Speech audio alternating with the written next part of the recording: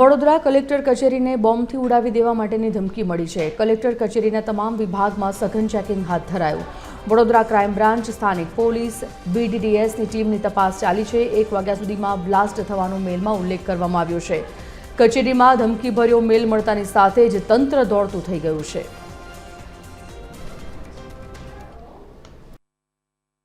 મોર્નિંગથી લગાડીને અત્યાર હાલ સુધીના સમયમાં અમે ચેક કરતા અમારી 5 ટીમો અલગ અલગ કામ કરી રહી છે, પણ અત્યાર હાલ સુધીમાં કોઈ શંકાસ્પદ વસ્તુ ધ્યાને નથી આવી, છતાં પણ પોલીસ એની સતર્કતા બતાવી રહી છે। અને આ મેલ કઈ એજન્સી દ્વારા આવ્યો છે એની અમારી એક ટેકનિકલ ટીમ પણ તપાસ કરી રહી છે। અમદાવાદ સિટીમાં પણ જે મળ્યું છે એને કઈ એજન્સીએ મોકલ્યું છે, અને અમારી વડોદરાની જે અહીંયા મેલ કલેક્ટર કચેરીને મળ્યું છે કઈ એજન્સીએ મોકલ્યું છે એની તપાસ અમારી એક આખી ટેકનિકલ ટીમ કરી રહી છે। એ હું અત્યારે હાલ પુષ્ટિ ના કરી શકું કે આ કઈ વ્યક્તિએ મોકલ્યો મેલ છે અને આ સાચી હકીકત છે કે ખોટી હકીકત છે। પોલીસનું કામ છે ખૂબ સતર્કતાથી ગંભીર રીતે તપાસ કરી, તો આની અમે હાલ સંપૂર્ણ ગંભીરતાથી સંપૂર્ણ ટીમ એકજૂટ થઈને કામ કરી રહી છે।